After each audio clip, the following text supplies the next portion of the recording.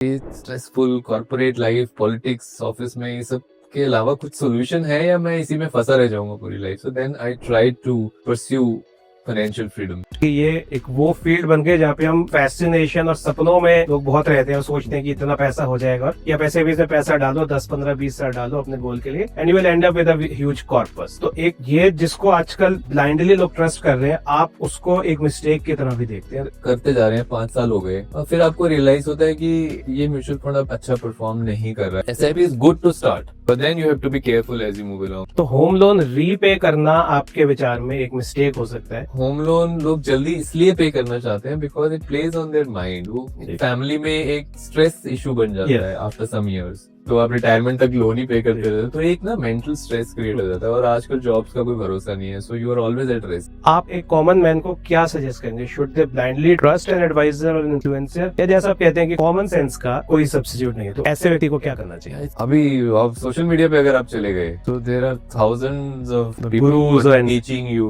नए बंदे के लिए जो अभी पैसा कमाना शुरू किया और इन्वेस्ट करना शुरू किया, उसको समझ नहीं आता मुझे करना क्या है, कहाँ जाऊँ मैं, इतने 1000 में से क्या सिलेक्ट करूँ? क्यों बताइए sir, real estate. I think you need one house for yourself. Beyond that, India में specifically, I am not a big fan of real estate as an investment. But then there is somewhere a lot of black money goes. It's a one-time huge investment. एक गलती and then you're stuck. And I have seen so many in my circle under construction property लिया, फंस गए, इधर rent दे रहे हैं, उधर EMI दे रहे हैं, प्लॉट घर में ले रहा है, their life is a mess. और आप कहते हैं कि following is a stupid approach of keep investing. Better decision in life because पैसा is not the end goal. I mean, बिल्कुल। मैंने फाइनेंशियल फ्रीडम अचीव किया with the purpose कि I need more time in my life because I have to do some other things in my life which could be tree plantation, which could be writing books, spending time with my children, इसीलिए किया। So end of the day we have to think कि कितना पैसा चाहिए, लेकिन उसके beyond we have to think सिर्फ invest करना ही आपकी लाइफ का पर्पस नहीं है, to enjoy that also। नमस्कार, स्वागत है एक बार फिर से सबका किताबी बातों में। मैं हूं आपका होस्ट अभिषेक। दोस्तों, आज किताबी बातों में बात करेंगे सबके फेवरेट टॉपिक की, मनी की। जी हाँ, पैसे की, इन्वेस्टमेंट्स की, stock market, mutual fund, SIP, real estate, सबकी। दोस्तों, अक्सर सब हम देखते हैं कि हर कोई चाहता है अपने पैसे को बढ़ाना चाहे, रिटायरमेंट तक एक अच्छा कॉर्पस बनाना चाहे, फाइनेंशियली फ्री होना चाहे, मकान के थ्रू, स्टॉक से थ्रू, म्यूचुअल फंड्स के थ्रू, अपनी सैलरीज के थ्रू इनकम को बढ़ाए और एक सुखी जीवन जी सके। लेकिन अक्सर हम देखते हैं कि इस फाइनेंशियल रेस में, ज़्यादा से ज़्यादा प्रॉफिट कमाने के रेस में, बहुत कम लोग ही कामयाब हो पाते हैं, क्योंकि अक्सर ज़्यादा पैसा कमाने के लालच में, ज़्यादा पैसा कमाने के चक्कर में हम ऐसी स्ट्रैटेजीज अडॉप्ट करते हैं जो शायद हमारे लिए अप्रोप्रिएट नहीं है।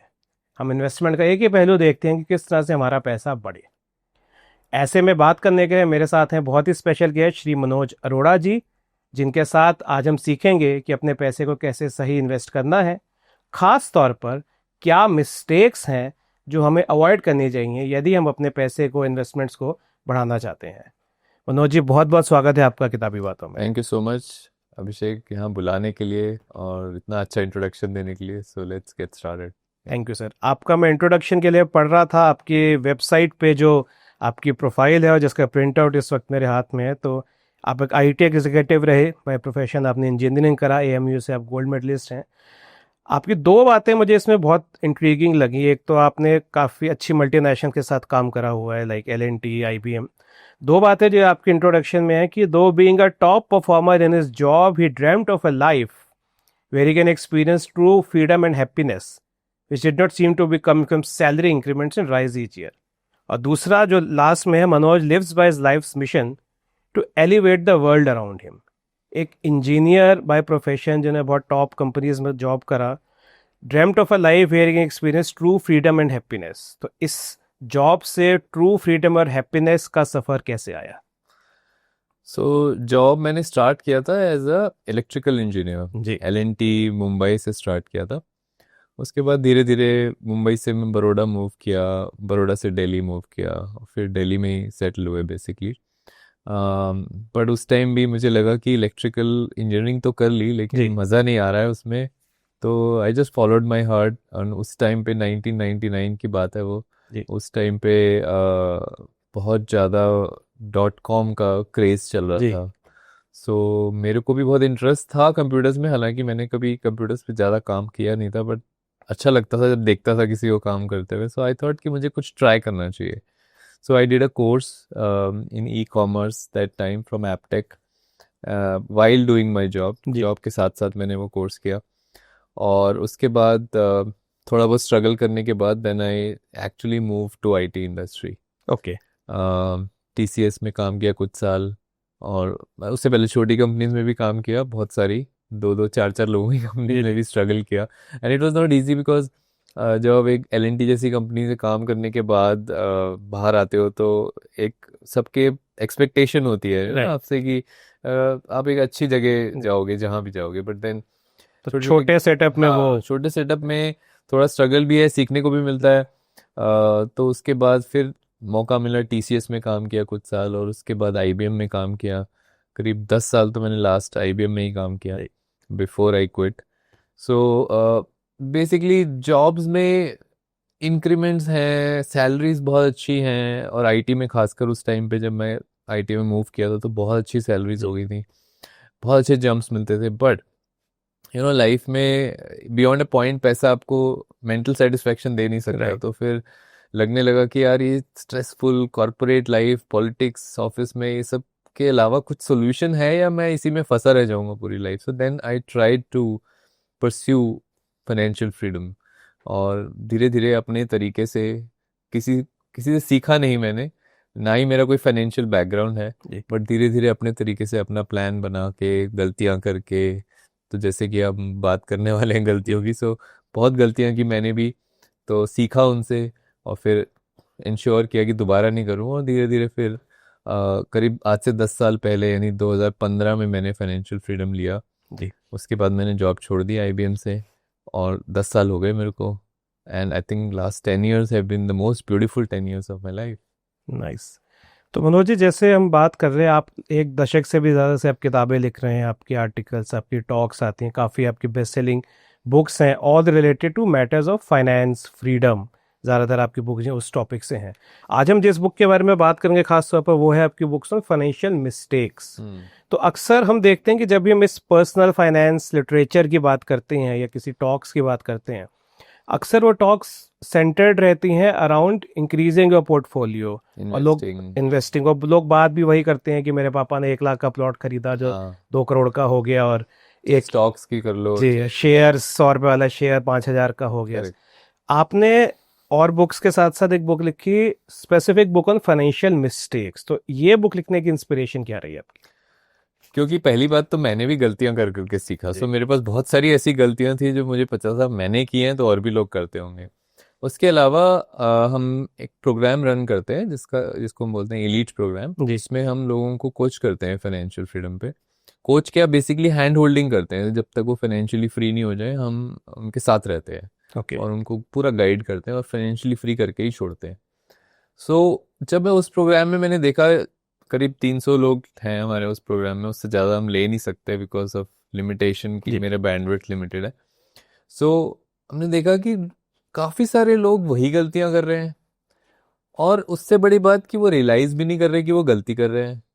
तो ऑफकोर्स जिसको मैंने बता दिया वो उसको थोड़ा सा रियलाइजेशन आ गया, लेकिन जिसको नहीं बताया वो करे ही जा रहा है, उसको पता ही नहीं है कि वो गलत कर रहा है। So it was very important to focus on mistakes, and it is so important in life to learn from somebody else's mistake. Otherwise आप अपनी गलती से भी सीख सकते हो, बट देन जैसे मैंने सीखा शुरू में, बट उसमें बहुत आपका एक तो कॉस्ट जाता है, राइट, आपको लॉस होगा, प्लस आपका टाइम जाएगा, और दोनों ही बहुत इंपॉर्टेंट है। सो अगर हम किसी और की गलती से सीख लें तो नथिंग लाइक इट। बिल्कुल। और मेरा एक लास्ट ये भी मानना है कि हर चीज़ कंपाउंड करती है लाइफ में। सो अगर जैसे इन्फ्लेशन है या आप इन्वेस्टिंग कर रहे हो, हर चीज़ कंपाउंडिंग पे बेस्ड है।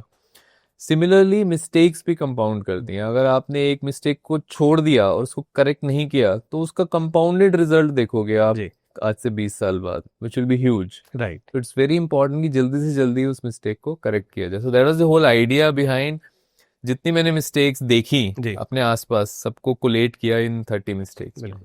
तो 30 मिस्टेक्स आपने ढूंढ के निकाली, रिसर्च करके निकाली। मैं तो कहूँगा एक बहुत बड़ा अचीवमेंट है अपने आप में, क्योंकि जैसा मैंने कहा कि ये एक वो फील्ड बन गए जहाँ पे हम फैसिनेशन और सपनों में लोग बहुत रहते हैं और सोचते हैं कि इतना पैसा हो जाएगा, और एक रियलिटी चेक होना बहुत ज़रूरी है। तो मैंने आपकी जैसे बुक पढ़ी और मैंने एक बात मुझे बहुत इंटरेस्टिंग लगी, बहुत से अपने ऐसी मिस्टेक्स गिनाई है इस बुक में जिनको लोग आमतौर पर मिस्टेक मानते ही नहीं है। तो मैं उनकी कुछ जो मैंने सेलेक्ट करी है मिस्टेक, जिसके बारे में थोड़ा आपसे डिटेल में जानना चाहूँगा दर्शकों के फायदे के लिए। एक जो सबसे पहले मैं शुरुआत करना चाहूँगा, जो सबसे मुझे लगता है कि जिसपे सवाल भी उठेंगे, इन्वेस्टिंग वाई SIPs। SIP को आज एक तरह से एक मिडिल क्लास के लिए खास तौर पर हम एक वेल्थ क्रिएशन के टूल की तरह देखते हैं। एक मंत्रा है जिसको सब फॉलो कर रहे हैं कि आप SIPs में पैसा डालो, 10 15 20 साल डालो अपने गोल के लिए, and you will and up with a huge corpus.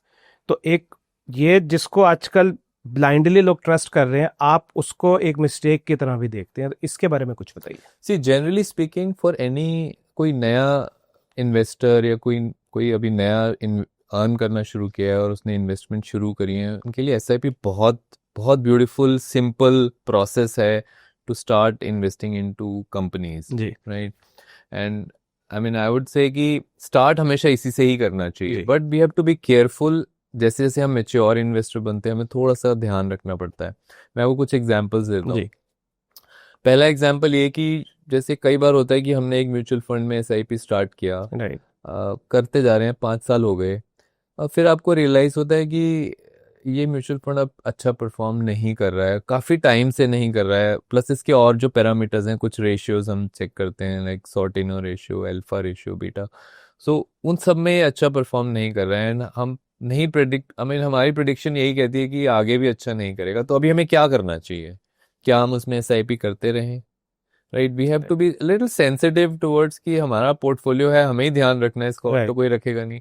तो थोड़ा सेंसिटिविटी चाहिए। SIP बहुत अच्छी चीज़ है to start, but as you mature थोड़ी सी सेंसिटिविटी हमें चाहिए। तो जब ऐसा सिनेरियो आ गया कि अब आपको इस म्यूचुअल फंड को कुछ डिसीजन लेना पड़ेगा, राइट। एक तो डिसीजन ये ले सकते हो आपके अब और नहीं इन्वेस्ट करोगे, अब किसी और में जो आपको ठीक लगता है या आपका जो फाइनेंशियल एडवाइजर बोलता है, आप उसमें स्टार्ट कर दिया इन्वेस्ट। पर उसमें पैसा तो पड़ा है, बिल्कुल, उसका अभी क्या करना है अभी आपको?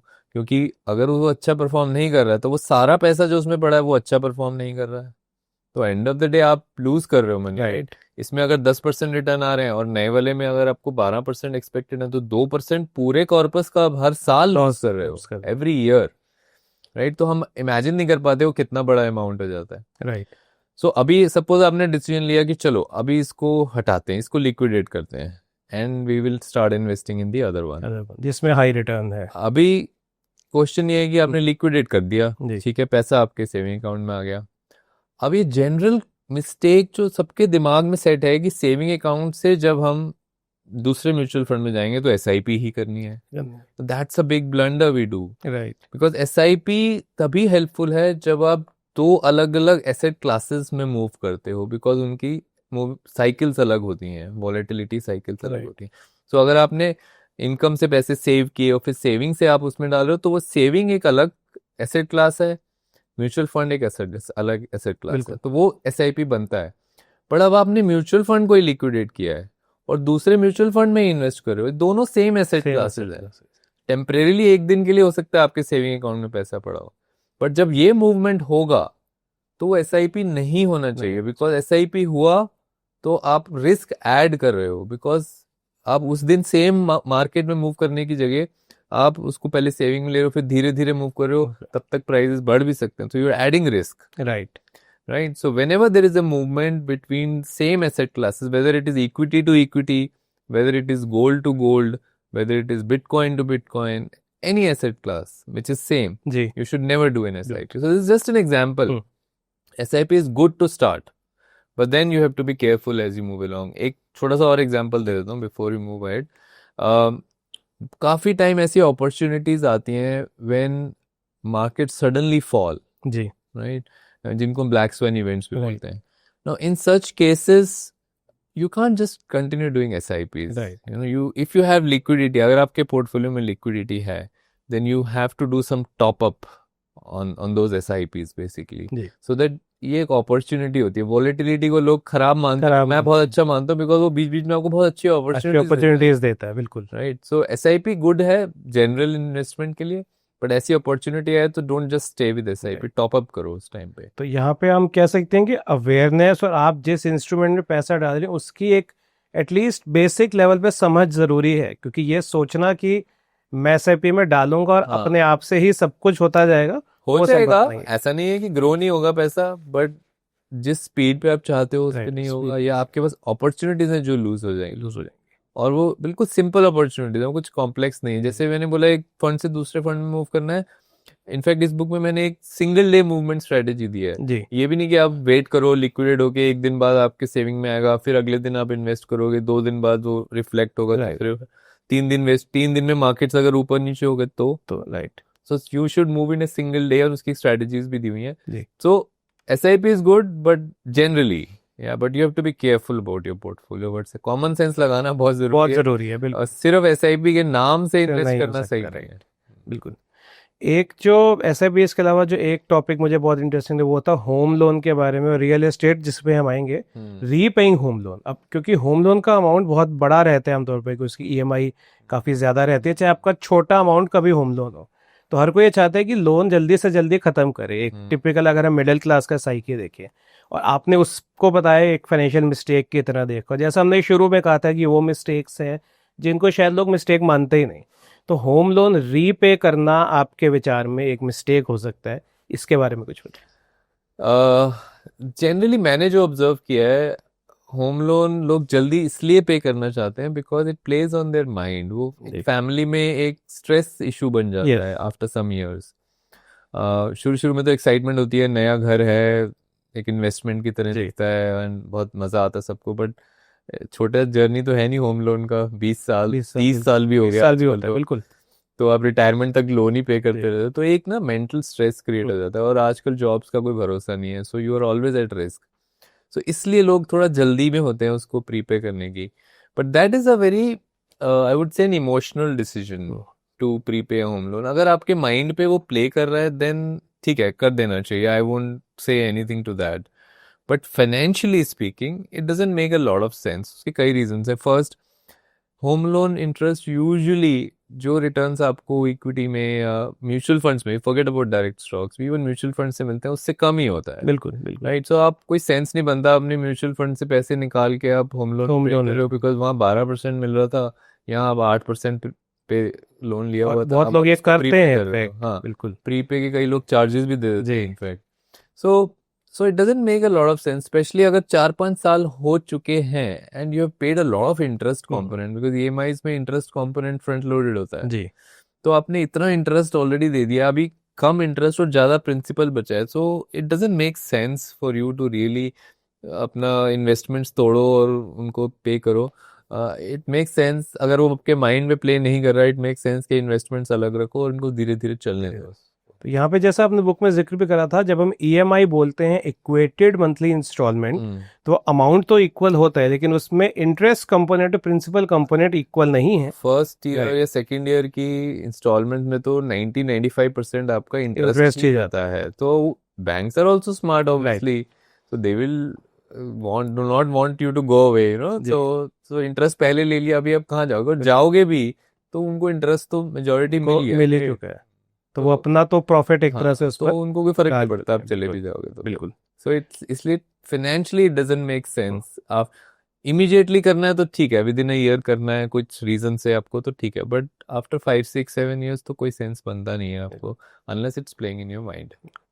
एक आपने और बहुत इंटरेस्टिंग बात मुझे लगी, following the stupid approach of keep investing. अब कीप इन्वेस्टिंग हम अक्सर यही कहते हैं कि अगर आप इन्वेस्टमेंट कर रहे हैं तो आपको लॉन्ग टर्म के हिसाब से सोचना है, लंबे समय तक। और बहुत से ऐसे इन्वेस्टर्स का एग्जांपल दिया जाता है जिन्होंने बहुत लंबे समय तक कुछ स्टॉक्स को रखा और वो काफ़ी टाइम्स पड़े, और आप कहते हैं कि following it's a stupid approach of keep investing. तो इसको लेकर आप क्या कहना डिपेंड करता है आपके लाइफ की अप्रोच क्या है। जी। अल्टीमेटली पैसे का मेरे हिसाब से पर्पस क्या है?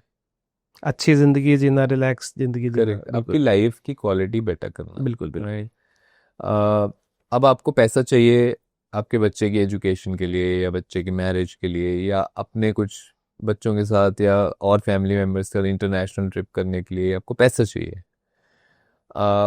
अब कीप इन्वेस्टिंग कैसे करोगे? अभी आपको तो निकालना पड़ेगा ना पैसा, या फिर आपको अपनी इन्वेस्टमेंट्स रोकनी पड़ेंगी बिकॉज आपको पैसा कहीं और चाहिए। ठीक है, so keep investing is good अगर आप पैसे को मल्टीप्लाई करते जाना चाहते हो, but at some point you have to take a better decision in life because पैसा is not the end goal. I mean, बिल्कुल मैंने financial freedom achieve किया with the purpose कि I need more time in my life because I have to do some other things in my life which could be tree plantation, which could be writing books, spending time with my children. इसीलिए किया.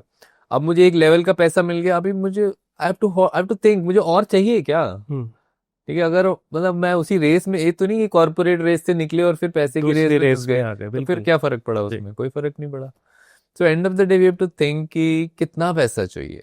जितना चाहिए जरूरी वो तो चाहिए बिल्कुल, लेकिन उसके beyond we have to think कि सिर्फ इन्वेस्ट करना ही आपकी लाइफ का पर्पस नहीं है, to enjoy that also. Secondly, आपने एक स्टॉक खरीदा, आप स्टॉक का आपने एग्जांपल दिया, बड़े बड़े इन्वेस्टर्स बहुत लॉन्ग टर्म इन्वेस्ट करते हैं, मैं भी करता हूँ, लेकिन आप वो स्टॉक के फंडामेंटल्स चेक करते रहते हैं. हाँ जी, 3 महीने 6 महीने 1 साल, हर इन्वेस्टर का अपना स्टाइल होता है. अब आपको लग रहा है कि इस स्टॉक के फंडामेंटल्स ठीक नहीं है, तो will you keep investing? No. So generally हम सुनते हैं कि इन्वेस्ट करते रहो, होल्ड करके रखो 50 साल तक, which is fine, but again वही बात आ गई, कॉमन सेंस लगाना बहुत जरूरी है. Right? Actually this book should can be renamed as some common sense stuff, because these are very commonsensical things which we fail to understand. Correct. Keep investing in general is good, but then in situations like this you have to think कि मेरे को अभी क्यों invest करना है, इसके तो fundamentals ही बिगड़ गए हैं स्टॉक के. या फिर मैं चेक ही नहीं कर रहा हूँ, एक बार इन्वेस्ट कर दिया, मैंने कहा कि सबने बोला 50 साल तक करे रखो तो मॉनिटर नहीं करा, not checking, then you are taking a huge risk, right? Then you are being blind to the reality. बिल्कुल. तो मनोज जी, जैसे अपने बातें बताते थे, कहीं ना कहीं हम ये कह सकते हैं कि इन्वेस्टमेंट और जो फाइनेंशियल प्लानिंग है वो जितना स्किल का गेम है उतना ही वो आपके माइंडसेट का भी गेम है. तो कहीं ना कहीं आपका वो माइंडसेट होना चाहिए, और आप जैसे सिर्फ ये सोचने की जो कन्वेंशनल विजडम है मेरे को ब्लाइंडली उसको फॉलो करना है, उस पर नहीं हो सकता. तो कहीं ना कहीं पर्सनलाइजेशन मैं कहूँगा कि बहुत जरूरी है. Ultimately we are dealing with personal finance जी, विच इज पर्सनल. सो बहुत लोग ये भी कहते हैं, आई थिंक ये भी एक पॉइंट है शायद बुक में, कि ये एफडी अच्छा नहीं है जी, या स्टॉक्स रिस्की हैं या बिटकॉइन अच्छा नहीं है या व्हाटएवर. सो कोई भी एसेट मेरे हिसाब से अच्छा बुरा नहीं होता. It's a very personal thing. बिल्कुल. आपके लिए एफडी अच्छा नहीं है, मेरे फादर के लिए बहुत अच्छा हो सकता है. सो हर एसेट क्लास का एक कोई ना कोई कस्टमर बेस है. बिल्कुल. तो पर्सनल फाइनेंस में ये कहना कि ये चीज सही है ये चीज गलत है is not right as per मी.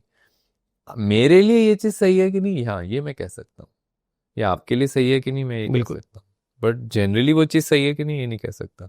सो इसी तरह कॉमन सेंस हर चीज में लगाना बहुत जरूरी है, because we are dealing with personal finance. So अभी आप मुझसे पूछो कि आपके लिए क्या क्या एसेट्स अच्छे हैं, मैं नहीं बता सकता, because I don't know you as a person. Correct. I don't know आपकी लिक्विडिटी नीड्स क्या है फ्यूचर में, आई डोंट नो आपके अभी क्या इन्वेस्टमेंट्स हैं, क्या रिटर्न्स हैं, क्या रिस्क प्रोफाइल, मुझे कुछ आइडिया नहीं है आपके बारे में. तो मैं आप क्या सजेस्ट करूंगा? कुछ भी नहीं, मेरे पास कोई सजेशन नहीं है आपके लिए. सो पर्सनल फाइनेंस में ये बहुत इंपॉर्टेंट होता है. बिल्कुल. और आई थिंक अभी ताज़ा उदाहरण मेरे सामने गोल्ड और सिल्वर का भी है. मुझे लगता है जो न्यू एज इन्वेस्टर्स हैं वो हमेशा ये कहते हैं कि गोल्ड तो कोई फ़ायदा नहीं है इन्वेस्टमेंट का, सिल्वर नहीं है. और हम देख रहे हैं पिछले 1-2 साल में जिस तरह से गोल्ड और सिल्वर रिटर्न दी, और आने वाले समय में भी बहुत एक्सपर्ट्स का कहना है कि ग्लोबल अनसर्टेनिटीज़ क्योंकि बढ़ रही हैं तो gold is likely to have a run. Of course experts के व्यूज़ थोड़े थोड़े अलग हैं, लेकिन मेरे ख्याल से ताज़ा उदाहरण है कि जो पर्सनली आप अपने लिए डिटरमाइन कर सकते हैं कि मुझे कहाँ पे इन्वेस्ट करना है, वो सबसे इम्पोर्टेंट है. हमारे प्रोग्राम में जैसे मैंने बताया 300 लोग हैं, तो सबको हम अलग अलग रिकमेंडेशंस देते हैं depending on their their need. So gold is definitely one asset class which is there in most of our portfolios, but depending on everybody it may be different percentage. Allocation अलग-अलग हो सकता है. Like मेरे personal, मैं आपको अपना बता सकता हूँ, लाइक मेरे केस में 10% एलोकेशन है गोल्ड का पोर्टफोलियो का. किसी केस में 5% हो सकता है. सो इट डिपेंड्स बिकॉज ये भी वॉलेटाइल है गोल्ड. बिल्कुल. अभी आज 2 साल से ऊपर जा रहा है डजंट मीन कि इसी रेट से ऊपर जाता है. बहुत लोग इस चक्कर में खरीद लेते हैं. बिल्कुल. And they are actually buying at a very high price which may not be healthy in the long run. So any volatile asset class, this is another mistake people do. SIP को जो लोग समझते हैं कि सिर्फ mutual funds के लिए, that's a blunder people do. SIP is meant to reduce the risk of volatility. और वॉलेटिलिटी सिर्फ म्यूचुअल फंड्स में नहीं होती, स्टॉक्स में भी होती है, गोल्ड में भी होती है, बिटकॉइन में भी होती है, रियल एस्टेट में भी होती है, रियल एस्टेट में सिप्स का अलग फिलोसफी है, but then all I am saying is SIP को म्यूचुअल फंड से ऐसे कनेक्ट करते हैं कि लोग बिल्कुल। समझ नहीं पाते सिप कर क्यों रहे हैं जी। बिकॉज आप वॉलेटिलिटी को रिस्क को कम करना चाह रहे हो, तो वो गोल्ड में भी करना गोल्ड में पड़ेगा भी आपको, करना तो पड़ेगा। गोल्ड में भी सिप से ही इन्वेस्ट करें। अभी इतना हाइप क्रिएट हो गया गोल्ड का, अभी लोग लमसम इन्वेस्ट कर रहे हैं, ये गलत है, आपको सिप ही करना है गोल्ड में भी, अभी Right. थोड़ा थोड़ा थोड़ा थोड़ा ही करना है हर महीने इन्वेस्ट। बिल्कुल। एक रिलेटेड टॉपिक जिसकी हमने बात करी फिक्स्ड डिपॉजिट्स, और मुझे लगता है बहुत से लोग शायद इसको लाइटली नहीं लेंगे। आपने कहा कि री investing in fixed deposits is a mistake, और जबकि हमने जैसे बात करी कि बहुत सारे हमारे पेरेंट्स शायद वो एफडी या ज़्यादा गोल्ड को ही एक इन्वेस्टमेंट ऑप्शन देखते हैं। इन्वेस्टिंग नहीं, ऑटो रिन्यूअल। ऑटो रिन्यूअल और इन्वेस्टिंग जो टर्म मतलब इंटरचेंजेबली यूज करते हैं। री इन्वेस्टिंग इन फिक्स्ड डिपॉजिट, और जैसा कि मैं समझती हूँ क्योंकि हम इंटरेस्ट रेट को शायद ध्यान में नहीं रखते, वो कैसे एक मिस्टेक बन सकता है, और क्या आप सजेस्ट करेंगे जो लोग एफडी पर डिपेंडेंट है? हाँ, बिकॉज आजकल क्या है कि बैंक्स में काफी लोग तो वैसे आजकल आज की जनरेशन के अगर लोग हैं तो वो तो ऑनलाइन ही करते हैं, जी। बट इवन ऑनलाइन में भी ना जो आपको ऑटोमेटिक डिफॉल्ट ऑप्शंस आती हैं वो सब ऑटो रिन्यूअल के आते हैं। राइट। और अगर आप सीनियर सिटीजन हो या जैसे मेरे पेरेंट्स हैं, उनके पास तो वो प्रिंटेड एफडी की रिसीप्ट है, लेकिन वो भी ऑटो रिन्यूअल में सेट है, तो वो हर 2 साल बाद या जो भी मेच्योरिटी है उसकी वो अपने आप नया एफडी बन जाता है, एंड किसी को कोई फर्क नहीं पड़ता, नोबडी रियलाइजेस कि हो क्या रहा है, उन्हें लगता है अच्छा ठीक है बैंक जाना नहीं पड़ा, अपने आप हो गया। But what is the cost, what is the price we pay for this auto renewal? So bank FDs आप उनकी साइट पे जब इंटरेस्ट रेट चेक करोगे, there always in slabs of times, right, कि 1 साल तक अगर आप 1 साल की एफडी कर रहे हो, एग्जैक्टली 1 साल की, तो आपको 7% इंटरेस्ट मिलेगा। 1 साल 1 दिन की करोगे तो 7.25 मिलेगा। अभी प्रॉब्लम ये आपने 1 साल 1 दिन की कर दी और वो ऑटो रिन्यूअल पे सेट कर दिया, अब वो अगले साल फिर से 1 साल 1 दिन पे ही रिन्यू होगी और 1 साल 1 दिन के लिए ही रिन्यू होगी, लेकिन तब आपके जो स्लैब्स हैं वो चेंज हो जाएंगे, तो 1 साल 1 दिन पे कम मिल रहा होगा और 1 साल पे ज्यादा मिल रहा हो या 1 साल 2 दिन पे ज्यादा मिल रहा हो, यू डोंट नो। राइट। तो इसीलिए ऑटो रिन्यूअल में आपका थोड़ा सा एफर्ट बच गया, but that comes at a price, so you might be losing interest rate which you are not even aware. Right. So it is important कि FDs जब मेच्योर हो, पैसा आपके अकाउंट में आए। उसका एक फायदा और भी होता है कि जब पैसा आता है, लेट्स से 1 लाख रुपए आया आपके पास, अब बैंक में 10-20 हजार फालतू पड़ा हुआ है, क्लब की और एफडी, सो दैट प्लस पैसा आपको आता रोटेट होता हुआ दिखता है, you feel good about it, you know कि पैसा बढ़ रहा है, that's a positive vibe to you. बिल्कुल। So is there some advantage. फिर जब पैसा आ गया फिर आप चेक करो अब किस पे मैक्सिमम मिल रहा है, 1 साल 1 दिन पे, 1 साल 2 दिन पे, या किस पे मिल रहा है, 1 साल 1 महीने पे, उस पे करो जो मैक्स।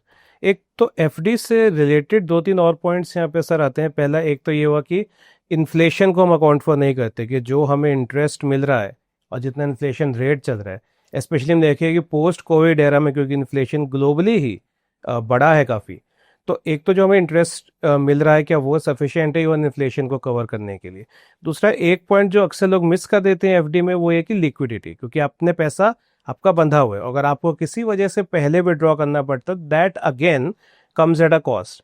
तो आपने जो परसेंटेज कमाया, कुछ परसेंटेज आपने दिया, तो ये आपको लगता है कहीं ना कहीं एक सेफ्टी की वजह से हम इन चीज़ों को भूल जाते हैं, उतना इंपॉर्टेंस नहीं देते। हाँ, but I think that is okay, because purpose investment का सिर्फ रिटर्न्स नहीं होता। आई नो कि आप बोलोगे 7% 6% अगर मिल रहा है एफडी में और इन्फ्लेशन 7%, तो एक्चुअली में तो आप पैसा लूज कर रहे हो, I know that, but then if you have enough money to survive for your life, 1% अगर आप लूज भी कर रहे हो, but that's giving you peace of mind at a certain age, let's say आप 80 ईयर्स के हो, आपके पास इनफ है, अभी आप 10-20 साल के लिए मैक्सिमम आपको पैसा चाहिए, सरवाइव करना चाहिए पैसा आपका, you don't want to get into stocks, mutual fund, वो वॉलेटिलिटी में नहीं जाना चाहते आप, तो it is okay for those people to get into FDs, even if it means कि 6% मिल रहा है versus 7%, it's okay, because end of the day अभी पर्पस पैसे को बढ़ाने का नहीं है जी।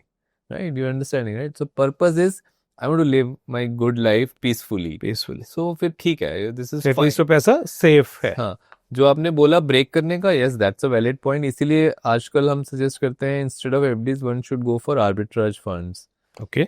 If people are slightly savvy, थोड़ा ऑनलाइन आपको करना पड़ेगा। एफडी तो बैंक जाके भी हो जाता है Right. सिटीजन्स के लिए, बट सीनियर सिटीजन्स के लिए आर्बिट्राज थोड़ा सा टफ हो सकता है, because it's like a mutual fund. जी सो आपको ऑनलाइन जाके केवाईसी करके वो सब करना पड़ेगा।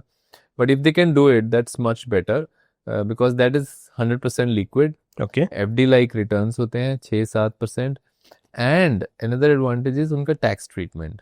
Okay tax treatment is better than FDs. FDs तो फुल टैक्सेबल जी। होता है, आपको जो भी टैक्स स्लैब है 20% 30% उस पर आपका टैक्स कट जाएगा। सो इफेक्टिवली वो 7% घट के 4-5% रह जाता है बिल्कुल।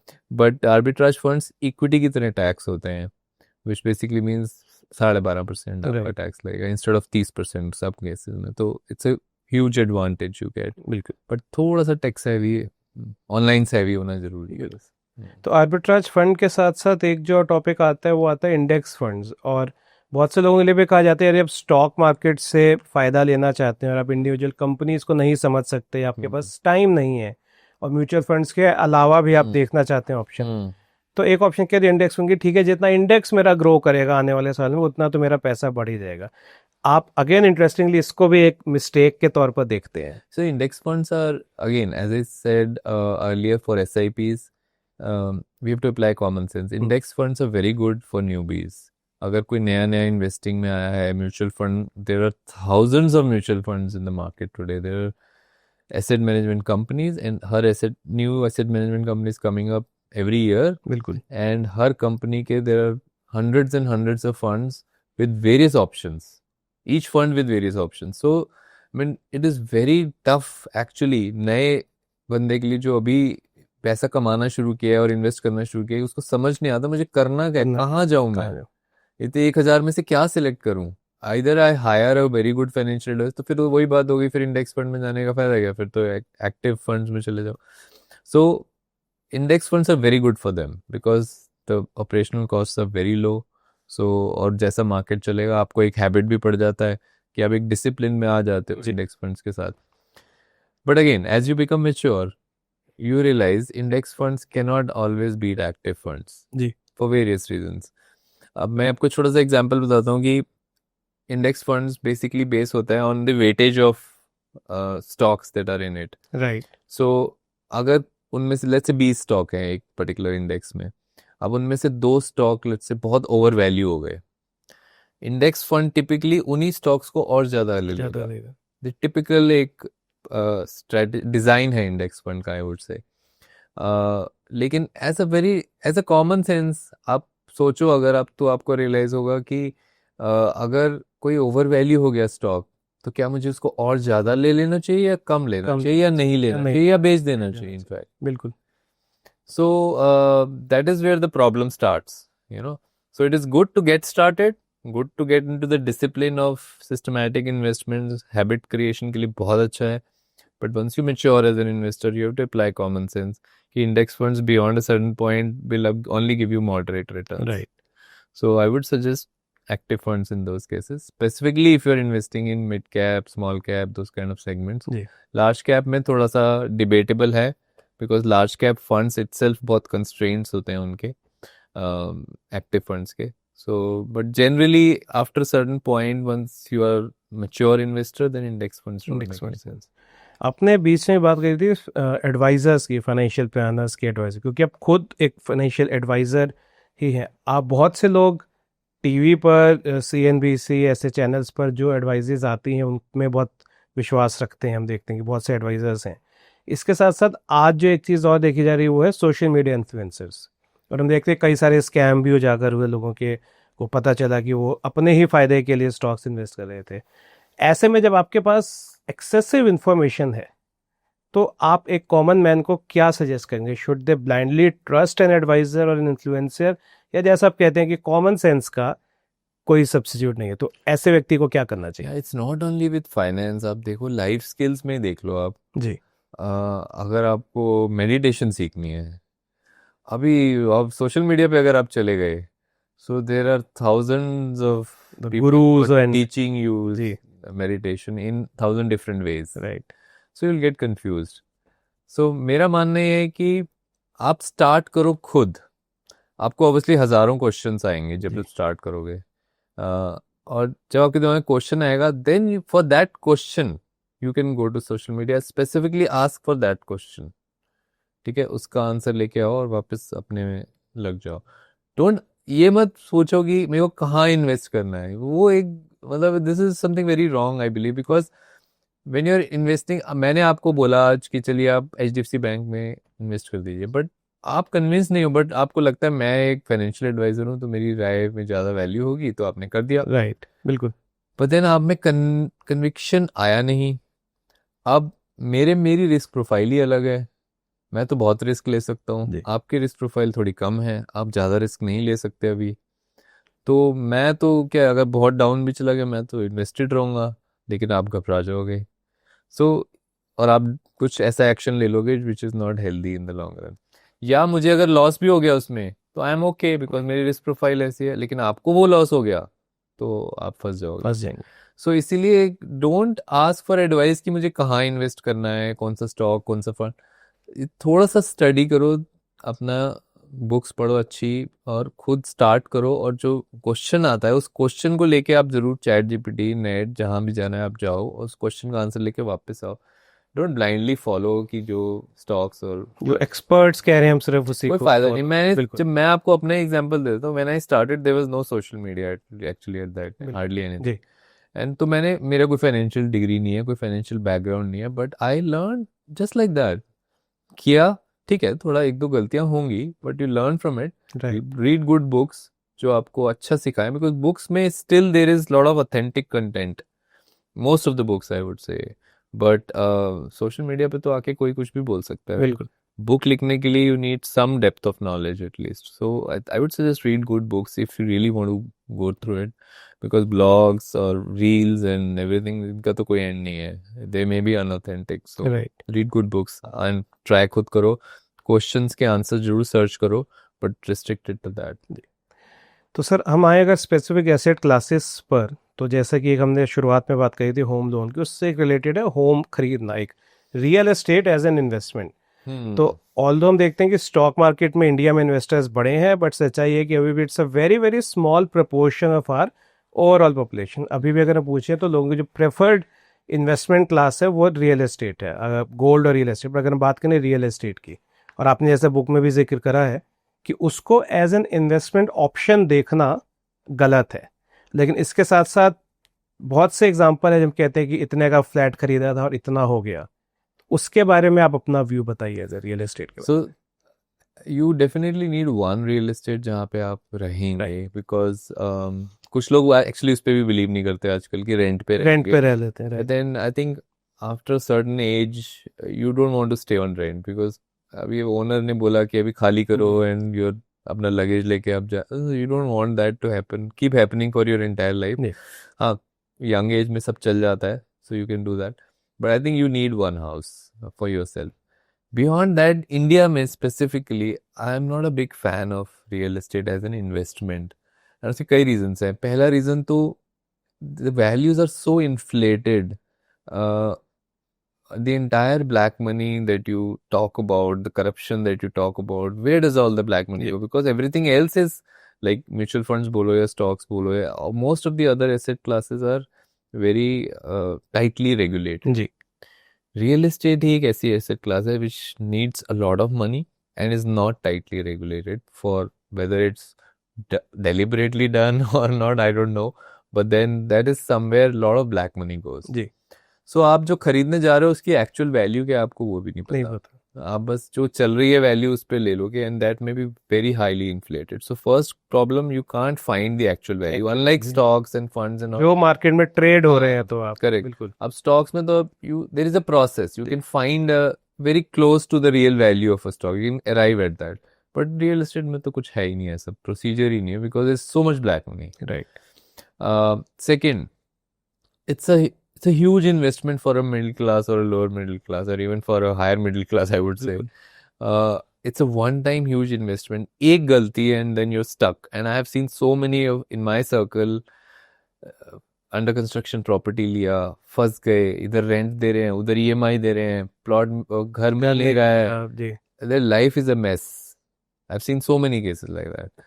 And again, because it's not so tightly regulated and things like that. Third, liquidity नहीं है, एंड लिक्विडिटी को लोग बहुत ज़्यादा अंडर एस्टिमेट करते हैं as a portfolio parameter. Returns को बहुत वैल्यू देते हैं लोग, लिक्विडिटी सेफ्टी को भी देते हैं बट लिक्विडिटी को इतना नहीं वैल्यू नहीं करते। देते। एंड लिक्विडिटी में क्या होता है, जैसे मैंने आपको बताया ब्लैक स्वैन इवेंट, अभी मार्केट नीचे गिरा, अभी आपके पोर्टफोलियो में लिक्विडिटी नहीं है, सब तो रियल एस्टेट है, अभी आप क्या इन्वेस्ट क्या करोगे invest उसमें, कुछ नहीं कर सकते। So what you have done, you have lost on lot of returns, right, because आपका पोर्टफोलियो लिक्विड नहीं था, जस्ट बिल्कुल। Because of that. So liquidity नहीं है। अब 2 करोड़ आपके पास एसेट्स तो हैं, 2 करोड़ के, 10 करोड़ के भी एसेट्स हैं, सारे रियल एस्टेट में है, बच्चे को चाहिए 50 लाख पढ़ने के लिए, अभी आप लोन लेना पड़ेगा, अभी Right. अब क्या करोगे, क्योंकि आप जब अगर पे- सेल भी कर रहे हैं तो इतना जल्दी एक डील नहीं हो पाएगा होती से। है। प्लस बिल्कुल। अब 2 करोड़ की प्रॉपर्टी है, आपको चाहिए 20 लाख, तो अभी Okay. क्या बाकी का क्या करोगे, क्या करेंगे? You don't know what else to do. So plus taxes तो हैं ही अभी, स्लोली ओवर टाइम टैक्सेस भी बढ़ते जा रहे हैं। अभी कॉस्ट इन्फ्लेशन इंडेक्सिंग खत्म हो रहा है रियल एस्टेट में, it's already stop for new real estates that you buy, so which means जो इन्फ्लेशन एडवांटेज मिलता था इंडेक्सेशन का, वो भी अब वो भी खत्म हो जाएगा। Right. So with so many issues, I prefer कि मेरे पास ऐसा इन्वेस्टमेंट होना चाहिए जो लिक्विड हो, एक माउस क्लिक पे मेरे को आ जाए। प्लस अच्छा एक दो पॉइंट बता दो, मेंटेनेंस, इट नीड्स मेंटेनेंस। आपने खरीद लिया, अब आपको मेंटेन करना है, आपकी सरदर्दी है, ठीक है। आप टेनेंट तो रख दोगे, उससे आपको वो तो आ जाएगा, बट वो तो आपको किसी भी एसेट क्लास से आ जाएगा, रेंट या डिविडेंड या कुछ भी। जी। अभी अब मैंने म्यूचुअल फंड में पैसा डाला है, मैं अपने हिसाब से डिसाइड कर सकता हूँ भाई 2 crore instead of real estate मेरा म्यूचुअल फंड में है, मैं डिसाइड करूँ मुझे 25,000 चाहिए हर महीने इसमें से, ठीक है। मैंने सेटअप कर दिया SWP, हर महीने 25,000 आ रहा है, बाकी ग्रो कर रहा है। यहाँ पे रेंट 20,000 आता है या 25,000 भी आता है, वो फिक्स्ड है। राइट। अब मुझे कल को 35 चाहिए, मैंने तो यहाँ जाके दूसरा सब सेटअप कर दूंगा, वहां क्या करूंगा, राइट। कुछ नहीं कर सकता, सडनली रेंट तो 35 कर नहीं सकता। बिल्कुल। So there's so many issues which I feel real estate was a wonderful asset class for our last generation, but today with so many options right. and with such technology boom where everything is available at click of button, you don't need real estate. That headache you don't need. As an investment. Investment. Right. Definitely not. तो जब technology की आपने बात करी तो आजकल जो एक और बज़वर्ड है वो है बिटकॉइन, और आपने जैसा कि आप खुद बिटकॉइन में इन्वेस्ट करते हैं, लेकिन अगेन जैसा हम बात कर रहे हैं, हमारी जो पूरी डिस्कशन में जो एक मुख्य बात आती है वो ये आती है कि customization is the key. Yes. एक का प्लान दूसरे के लिए नहीं है, एक की इन्वेस्टमेंट जरूरी नहीं कि दूसरे के लिए हो। 300 में से मैं बताता हूँ आपको, सिर्फ 30 लोग होंगे जिनको हमने बिटकॉइन रिकमेंड किया है, वो भी 1% या 2% of their portfolio allocation, that's it. और ये अगेन मनोज जी एक ऐसी एसेट क्लास है जिसपे लोग इसलिए इंटरेस्टेड होंगे, वो सुन रहे हैं कि वो इतने का था और इतना बढ़ गया, तो हमने just like any that should not be the reason to invest in any, forget bitcoin. I mean किसी अभी कोई स्टॉक है, अगर वो 10 रुपए का था और आज 100 रुपए का हो गया 2 साल में, that is not the reason to buy. You to find कि क्यों इन्वेस्ट करना है इसमें। सिमिलरली बिटकॉइन इन्वेस्टमेंट करने से पहले I would suggest everyone to understand कि बिटकॉइन है क्या। बिल्कुल। कुछ आपको हिस्ट्री पढ़नी पड़ेगी उसके लिए, कि पैसा कैसे चेंज हुआ हिस्टोरिकली, कैसे सी बीड्स पैसा होते थे, सॉल्ट पैसा होता था, काउज इन कैटल्स पैसे होते थे, कैसे ट्रांसफॉर्मेशन हुआ पैसे का, फिर गोल्ड सिल्वर ये सब आने लगे, सिल्वर हट गया, क्यों हटा, गोल्ड क्यों बना पैसा, फिर गोल्ड से पेपर क्यों आया, क्या फायदा था उसका, फिर अभी पेपर में प्रॉब्लम क्या है, तभी तो समझ आएगा ना बिटकॉइन पे क्यों जाना है। तो वो समझ में जब तक नहीं आएगा, you will never have the conviction, internal conviction की मुझे चाहिए। और जब तक कन्विक्शन नहीं होगा, जैसे ही 10% गिरा आपने बेच देना है। बिल्कुल, कन्विक्शन नहीं है ना आपको। तो बहुत लोग हैं ऐसे, अभी पिछले आई थिंक 10 दिन पहले शायद कुछ फॉल हुआ था बिटकॉइन में, so a lot of people sold it, right, but long term investors are holding it because you're not doing it for 10%, 20% and not about money at all. It's about कि it's a new way of monetary dealing. It's an upcoming way of how we deal with money. Right. Paper money, fiat money जिसको हम बोलते हैं, it's very difficult for it to exist with the given scenario. We have over leveraged it. Ji. So वो जब समझ आ जाएगा, then you will automatically start investing, and again systematically, because it is highly volatile. बोल रहे हैं। So धीरे धीरे धीरे धीरे build करते जाओ अपना portfolio. तो आपने एक बहुत इंपॉर्टेंट बात अभी हाईलाइट करी कि 10% डॉलर आपने बेच दिया, और कहीं ना कहीं हम ये कहते हैं कि एक रिस्क या एक मिस्टेक ये भी रहती है कि आप एक एसेट को क्योंकि समझते नहीं है तो उसका एक्चुअल बेनिफिट लेने से पहले आपने बेच दिया कि चलो रिस्क है ये जो भी, तो आपने जो प्रॉफिट पूरा नहीं कमाया वो भी एक मिस्टेक है जिसको मुझे लगता है बहुत लोग नज़रअंदाज कर देते हैं, क्योंकि या तो वो बहुत शॉर्ट टर्म पर्सपेक्टिव रखते हैं कि 10-12% भी मिल गया, या जैसा आपने कहा कि वो उस चीज़ को शायद उनकी समझ ही नहीं है। और ये मिस्टेक आपका क्या विचार है कि कितने लोग ये मिस्टेक करते हैं? 90%। 90% कि एक इन्वेस्टमेंट का पूरा आप फायदा। कन्विंस नहीं होते, बिकॉज मैं आपको बोल रहा हूँ एक स्टॉक खरीदने के लिए भी you need to do a lot of study about the company, उसकी बैलेंस शीट समझना, अकाउंटिंग स्टेटमेंट समझना, उसके कंपटीशन को समझना, इंडस्ट्री को समझना, उसके फ्यूचर ग्रोथ पोटेंशियल समझना, अर्निंग स्टेटमेंट, फ्यूचर अर्निंग्स, ये सब समझने में, और मैनेजमेंट क्वालिटी एंड उसका मतलब क्या यूनिकनेस है कंपनी की, what will make it survive against the competition for a long time, ये सब समझने के लिए you need effort. Right. Effort किसी को करनी नहीं है, सबको सोशल मीडिया पे जाके टिप चाहिए, कहाँ इन्वेस्टमेंट बताओ भाई कहाँ है। बिल्कुल। दैट इज, अगर आप ऐसे खरीदोगे अच्छा स्टॉक भी, अगर आप ऐसे खरीदोगे तो आप विद इन फ्यू मंथ्स बेच दो उसको, बिकॉज आपको कन्विक्शन तो है ही नहीं ना। बिल्कुल। So as they say, you cannot borrow conviction. बिल्कुल। You can borrow a name. नहीं, ये स्टॉक लेना है, ठीक है ले लिया, अभी करना क्या है उसके बाद उसका नहीं पता। Right. So you cannot borrow conviction. You have to read through and understand to build conviction. वो सिर्फ build होती है, borrow नहीं होती। मुझे वॉरेन बफेट जी का एक कोट याद आता है कि उनसे पूछा गया था कि अगर आप कहते हैं कि अगर अमीर बनना है तो आप एक अच्छे स्टॉक्स लो और उनको लॉन्ग टर्म के लिए होल्ड करो, तो अगर इतना आसान है तो why doesn't everyone gets rich? उन्हें ये जवाब देते हैं because no one wants to get rich slowly. सबको ये कि एक आज खरीदो और जल्दी अमीर बनना है। बिल्कुल। और वो भी नहीं है, रिच होने का मतलब क्या ये भी नहीं पता लोगों को। मतलब रिच होना मतलब कितने, 5 करोड़ 10 करोड़ क्या मतलब, where do you stop it? लोग स्टॉप ही नहीं हो, because see everybody is just running. तो ठीक है, आपने सपोज लकीली ऐसे 10 स्टॉक ले लिए आप, अब वॉरेन बफे का stock portfolio is public, yes, everybody should copy it and become rich. But problem तो वही है ना, कौन 20 साल तक वेट करेगा। बिल्कुल। तो सर इन जो आपने मिस्टेक्स की हमने बात करी, इनके अगर ध्यान में रखते हुए यदि कोई अपनी फाइनेंशियल जर्नी स्टार्ट कर रहा है, चाहे वो यंग एज में हो या थोड़ा मिडिल एज में, और अपनी फ्रीडम की जर्नी स्टार्ट कर रहा है, तो आपके हिसाब से उन्हें क्या कदम उठाने चाहिए एक प्रॉपर अपनी इस जर्नी को स्टार्ट करने के लिए, और किन बातों का ध्यान रखना चाहिए? जब हम एलीट प्रोग्राम में सिखाते हैं, मैं वही आपको 1-2 स्टेप्स बता देता हूँ। सबसे पहला स्टेप है कि आपको एक प्रॉपर ट्रैकिंग चाहिए कि आप कमा क्या रहे हो और खर्च क्या कर रहे हो। स्टेप नंबर 1 कैश फ्लो जैसे बोलते हैं, कैश फ्लो स्टेटमेंट होती है। आपको अपनी कैश फ्लो स्टेटमेंट बनानी है। हम कंपनीज की पढ़ते हैं जी, आपको अपनी बनानी है। ये मेरी इनकम आ रही है हर महीने, ये मेरे खर्चे हैं। लोगों को लगता है हाँ पता है मुझे कितने खर्चे हैं, बट जब हम लोगों से एक्चुअली ट्रैक कराते हैं ना एलीट प्रोग्राम में, you won't believe people are themselves surprised कि अरे इतने खर्चे होते हैं हमारे। they don't even know कि उनके खर्चे हैं कितने, लोगों को कोई आइडिया नहीं है। ठीक है, तो सबसे पहले ये तो आपके पास एक कुछ सेविंग पोटेंशियल निकल के आएगा। फिर स्टेप 2, आपके पास क्या क्या एग्जिस्टिंग एसेट्स हैं, क्या क्या एग्जिस्टिंग लायबिलिटीज हैं, सारे लिखो तो आपकी नेटवर्थ निकल के आएगी। राइट, ठीक है, दैट्स योर नेटवर्थ स्टेटमेंट। उसके बाद आपको फ्यूचर में क्या मोटे मोटे खर्चे करने हैं, आपके बच्चों की पढ़ाई है, एजुकेशन है, आपको गाड़ियां खरीदनी है फ्यूचर में, इंटरनेशनल ट्रिप्स करने हैं, व्हाटएवर जो भी है, बिजनेस खोलना है व्हाटएवर, उसके लिए आपको बजट चाहिए, वो आप बजट लिस्ट डाउन करो। Right, then you arrive at and there some more assumptions you take, like कि इन्फ्लेशन कितनी लेनी है, ठीक है, टॉपिक अबाउट फैमिली इन्फ्लेशन है। उसके अलावा आपको अपना लाइफ स्पैन डिसाइड करना है, बिकॉज पैसा कब तक चलना चाहिए, कितने साल तक, जब 80 के हो, 90 के हो, 100 के, बिकॉज आपकी फ्रीडम जो है कितना पैसा चाहिए फ्रीडम के लिए वो डिपेंड करेगा आपको कब तक के लिए चाहिए। Right, so there are lot of parameters involve. तो ये सब करके they can go to our website, they can feed in this data, it's all free. They can just feed in the data and the system will calculate their freedom year, freedom corpus, everything, and tell them and give them a plan also month by month tracking के लिए। Okay.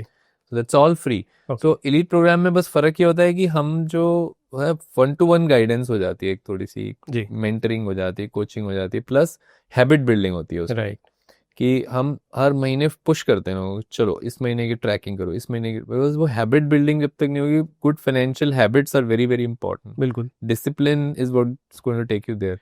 जैसे हम बोलते हैं कि financially free कोई भी हो सकता है with their current saving potential, almost everybody can get financially free, but होते नहीं है लोग, राइट क्योंकि वो डिसिप्लिन नहीं है। 20 साल तक अगर आपको ये करना है तो करना है, हर महीने 240 महीने करना है, नहीं करना है बिल्कुल वो हैबिट हम डेवलप करते हैं। सो वो एक डिफरेंस आ जाता है। Otherwise system is available for everyone okay across the world. Anybody can log in, do their planning, do their tracking on the website. तो आपका ये वेबसाइट का लिंक मैं इसके कमेंट बॉक्स में भी डालूंगा Yes, ताकि yes. जो भी आपसे जुड़ना चाहे, यदि आप पर्सनली कोई जुड़ना चाहता है तो उसके लिए ऑप्शन उसके लिए क्या होता है कि we run batches okay 3 times in a year. Okay तो उस बैच में हम इनटेक लेते हैं बेसिकली, एंड अभी नेक्स्ट बैच स्टार्ट होगा जनवरी में। ओके उसकी एप्लीकेशन स्टार्ट होती है 25 दिसंबर को स्टार्ट होंगी उसकी एप्लीकेशन। तो उसमें जो लोग अप्लाई करते हैं उनका हम इंटरव्यू लेते हैं, उसमें से 4-5 लोग सेलेक्ट करते हैं, बिकॉज उससे ज़्यादा हम हर बैच में ले ही नहीं सकते, because it's a 1-to-1 coaching, so time limitation होता है उसमें हमारा। सो एंड एक बार सिलेक्ट हो गया कोई, we hand hold the person जब तक वो फाइनेंशियली फ्री हो नहीं जाता, चाहे उसमें 2 साल लगे, 5 साल लगे, 20 साल लगे, हम छोड़ते नहीं है उसको जी अनलेस वो खुद ही छोड़ खुद दे, ही छोड़ दें। तो फाइनेंशियली फ्री करके ही छोड़ते हैं। लेकिन इसके लिए क्या आपके कोई क्राइटेरियाज हैं कि मिनिमम इनकम होना चाहिए, मिनिमम पोर्टफोलियो, ऐसा कुछ जो भी जो ना चाहता कोई भी फाइनेंशियली कोई भी फ्री हो financial सकता है, free। अगर सही हैबिट्स हैं, सही टारगेट्स हैं, सही ट्रैकिंग है, कोई भी हो सकता है। ठीक है, तो मैं ये लिंक जरूर डालूंगा ताकि ज़्यादा से ज़्यादा लोग बिल्कुल। बेनिफिट कर सकें। दो मेरे पास सवाल हैं। एक ये कि हमने सारी बात करी रिलेटेड टू इन्वेस्टमेंट्स, पैसा बढ़ाना कैसे है। एक जिसका आपने बुक में जिक्र करा एक्सपेंस मैनेजमेंट। तो एक्सपेंसेस, क्योंकि आजकल हम जैसे कहते हैं कि सैलरीज लोगों की कम है, खर्चे ज़्यादा है, तो इन्वेस्टमेंट और एक्सपेंसेस की जब हम बात करते हैं तो उसको आप कैसे देखते हैं। सबसे पहले हम एक्सपेंसेस कंट्रोल करने चाहिए, और यदि करने चाहिए तो क्या हमारा स्ट्रेटेजी होनी चाहिए एक्सपेंसेस को कंट्रोल करने की। तो ये कितना इम्पोर्टेंट है मैं वो बता नहीं सकता एक्चुअली। ये इतना इम्पोर्टेंट है कि मैंने इसकी सिर्फ इसी टॉपिक पे एक बुक लिख दी जी। है, जो अभी लेटेस्ट बुक है मेरी, जी। The art of saving money. जी that is only on how to save more with the given income that you have. And ये इसलिए इतना इम्पोर्टेंट है कि जब हम फाइनेंशियल फ्रीडम की कैलकुलेशंस करते हैं ना, तो यू रियलाइज कि आप लेट्स से आपके पास कहीं से 20 लाख रुपए एक्स्ट्रा आ गए, वो आपने ऐड किया, या आपने अपना फ्यूचर में कोई बजट था शादी का बच्चों की, उसको कम कर दिया 20 लाख 30 लाख, उससे कोई खास इम्पैक्ट नहीं पड़ता आपके फ्यूचर पैसे पे। ओके मेजर इम्पैक्ट पड़ता है, आज आपके एक्सपेंसेस 75,000 हैं, अगर आपने उसको 70,000 कर जी दिया, that is a bigger impact on your future life, financial life. Why? Because सबसे पहली चीज जो हमें समझनी है, एक्सपेंसेस आर लाइफ लॉन्ग। बिल्कुल आज आप 30 साल के हो, 35 साल के हो, आप अगर 90 साल तक जीने वाले हो या प्लानिंग कर रहे हो फाइनेंशियल प्लानिंग 90 साल तक की, तो 55 साल तक आपके एक्सपेंसेस आपके साथ हैं, वो छोड़ने नहीं वाले, मरते दम तक नहीं छोड़ने वाले। And they will keep rising with inflation every year, and inflation is compounded, which basically means आज का 50,000 महीने का एक्सपेंस आज से 50 साल बाद 50 लाख हो जाएगा। 10 लाख होएगा बिल्कुल। I am doing a very rough figure. So मैं ये बोलना चाह रहा हूँ आपको कि एक्सपेंस मैनेजमेंट, और सबसे कम वैल्यू लोग एक्सपेंस मैनेजमेंट को देते हैं। लोग फोकस कहाँ है, या तो increase in income, better salary better salary better salary, बिल्कुल या फिर बेटर रिटर्न्स। अब बेटर सैलरी में क्या होता है कि यू विल टेक रिस्क्स, या तो कोई अच्छी ऐसी छोटी कंपनी में चले गए जहाँ अच्छी सैलरी मिल रही है, ठीक है, या तो वो रिस्क लोगे। उसमें एक इशू और भी है, बेटर सैलरी हो भी गई तो एक्सपेंस की एक बड़ी अच्छी हैबिट होती है, राइट। जब आपकी सैलरी इतनी बढ़ेगी वो भी इतने वो भी इतने बढ़ेंगे बिल्कुल, तो आपको सेविंग उतनी होगी सेविंग आपकी, उतनी रहेगी। Unless you are driven by a plan and a mission to मेरे को फ्री होना है जल्दी, राइट ठीक है। तो या तो इनकम पे फोकस या रिटर्न्स पे। अब रिटर्न्स बढ़ाने के लिए आप क्या करोगे, रिस्क बढ़ाओगे। रिस्क बढ़ाने का मतलब क्या, वो सिर्फ रिटर्न्स बढ़ते नहीं है, घट भी सकते कर हैं। भी सकते। So the safest way is controlling your expenses. Expenses अपने डिजायर्स को थोड़ा सा कंट्रोल करो, एंड ये सब करने की जरूरत नहीं पड़ेगी फिर आपको। अगर इस सब कुछ कर लोगे तो ऑब्वियसली और जल्दी हो जाएगा, बट क्या जरूरत है इतना रिस्क लेने की, और क्या जरूरत है इतना मारा मारी करने की जॉब में, जहाँ ऑलरेडी आप 12-16 घंटे लगा रहे हो, जी। और 4 घंटे लगाने की क्या जरूरत है, जब अपने डिजायर्स थोड़ा सा कंट्रोल करके आप वही चीज अचीव कर सकते हो। बिल्कुल। सो एक्सपेंस मैनेजमेंट तो मेरा बहुत फेवरेट टॉपिक है, एंड कोई करता नहीं है ट्रैक, और हम जबरदस्ती एलीट प्रोग्राम में घुसते ही हम सबसे पहले चलो एक्सपेंस ट्रैक करो उसने। क्योंकि इन्वेस्टमेंट की बात तभी आ सकती है जब आपके एक्सपेंसेस कम है और आप उस कॉर्पस को, सरप्लस को आप कहीं ना कहीं लगाते हैं। Exactly, so as you said, हम अपनी इनकम इन्वेस्ट नहीं करते, राइट, हम अपनी सेविंग इन्वेस्ट करते और सेविंग का मतलब है एक्सपेंस हटाने के बाद। हैं। बिल्कुल। तो अगर एक्सपेंस कम कर लिया तो सेविंग बढ़ गई, सेविंग बढ़ गई, इन्वेस्टमेंट बढ़ गई, इन्वेस्टमेंट बढ़ गई तो रिटर्न थोड़ा कम भी आया तो चल जाएगा। चल जाएगा। और कहीं ना कहीं मैं देखता हूँ, जैसे आपने सैलरीज की बात करी, तो हर कोई हायर सैलरी इसीलिए एस्पायर करता है ताकि वो अपने खर्चे बढ़ा सके, कि वो हाँ, महंगी वो गाड़ी ले लेगा, महंगा एक मोबाइल। हर्ड मेंटालिटी हो चुकी है भाई सबके पास। आज अगर एसयूवी है एटलीस्ट, और मेरे पास नहीं है, राइट। तो एक हर्ड मेंटालिटी है कि अगर मैंने नहीं ली अब तो मेरी इज्जत कम होगी जी। सोसाइटी में, या लोग क्या बोलेंगे, या व्हाटएवर। तो मेरा इसमें मानना है कि अगर आप हर्ड के साथ साथ चलना चाहते हो तो आप चल सकते हो, आपको कोई रोक नहीं रहा है, बट आपके अपने गोल्स रह जाएंगे, फिर आप हर्ड के गोल्स के पीछे पीछे भाग रहे हो, आपके गोल्स रह जाएंगे लाइफ में। मेरा गोल अगर पेड़ लगाना है या बुक्स लिखना है, या आपका कोई भी और गोल है, तो आपको हर्ड से तो दूर हटना पड़ेगा, वो उनका गोल नहीं है। बिल्कुल। अगर उन सबका गोल वही है तो ठीक है, लेकिन क्योंकि वो नहीं है तो मुझे अपने गोल के लिए तो कुछ अलग करना पड़ेगा ना, लाइफ में अलग डायरेक्शन लेनी पड़ेगी। करेक्ट। 100 लोग यहाँ से जयपुर जा रहे हैं, अगर मैं उनके साथ जाऊंगा तो मैं जयपुर ही पहुंचूंगा ना। बिल्कुल। मुझे जाना अगर मुंबई है तो मुझे उनसे अलग तो होना पड़ेगा। बिल्कुल। तो आई थिंक वो अपने को अलग कर पाना, अपने गोल के हिसाब से चल पाना बहुत क्रिटिकल है। और जैसा तो हाँ, सारे सेशन बहुत स्ट्रॉन्ग ड्रीम चाहिए, डिजायर चाहिए कि बस Yes. मतलब जो जरूरी है वो मैं करूंगा। अच्छा, इसमें एक और पॉइंट आता है कि लोग कंफ्यूज हो जाते हैं कि तो फिर हम लाइफ एंजॉय कब करेंगे। So point is, I mean confusion इसमें ये होता है कि लोगों को ऐसा लगता है कि वो लाइफ एंजॉय नहीं कर पाएंगे, बट ऐसा होता नहीं, बिकॉज जब अपने गोल की तरफ बढ़ रहे होते हो तो आपसे ज्यादा खुश कोई नहीं होता। So life enjoyment is temporarily in materialistic things, but perpetually it is in your goals of life. Of course. Because वो जो satisfaction है वो एक बड़ी गाड़ी की तो एक साल में बोर हो जाओगे, इससे कभी बोर नहीं होते। मैं तो अभी 10 साल हो गए मेरे पेड़ लगाते, मैं तो बोर नहीं हुआ अभी तक। वंडरफुल। तो आप एक एनजीओ भी संचालित करते हैं जिसमें आपका फोकस है ऑन इंक्रीजिंग द ट्रीज, और आप ग्रीनरी किसके लिए प्रमोट करते हैं। तो अगर इससे भी कोई जुड़ना चाहता है तो क्या आप उसमें, हाँ, हमारी एक वेबसाइट है अलग से, वो आप अपने इसमें दे दीजिएगा वीडियो में, I will share the link. Sure. तो आज हमने मनोज जी बात करी आपकी book Forbes 30 common financial mistakes. मैं खुद क्योंकि इन्वेस्टमेंट्स फाइनेंस पे काफ़ी पढ़ता हूँ, मेरे विचार में एक बहुत ही उम्दा किताब है जो हर किसी को जो अपनी फाइनेंशियल जर्नी स्टार्ट कर चुका है या उसके मिडल में है या नहीं करी है, सभी को ये किताब पढ़नी चाहिए। क्योंकि जैसा हमने कहा कि हर कोई जब इन्वेस्टमेंट की बात होती है सिर्फ सपने देखता है, लेकिन एक रियलिटी चेक होना बहुत ज़रूरी है। तो जो भी ये वीडियो देख रहे हैं, मैं कहूँगा कि सभी को ये किताब ज़रूर पढ़नी चाहिए, यदि आप इन्वेस्ट करते हैं या नहीं भी करते। और सपने देखने के साथ साथ ये ज़रूरी है कि क्या गलतियाँ हो सकती हैं, क्या पिटफॉल्स हो सकते हैं, और किन बातों का आपको ध्यान रखना चाहिए। मनोज जी, आपने किताबी बातों के लिए टाइम दिया, आपका बहुत बहुत धन्यवाद। Thank you so much Abhishek, my pleasure coming here. Thank you sir.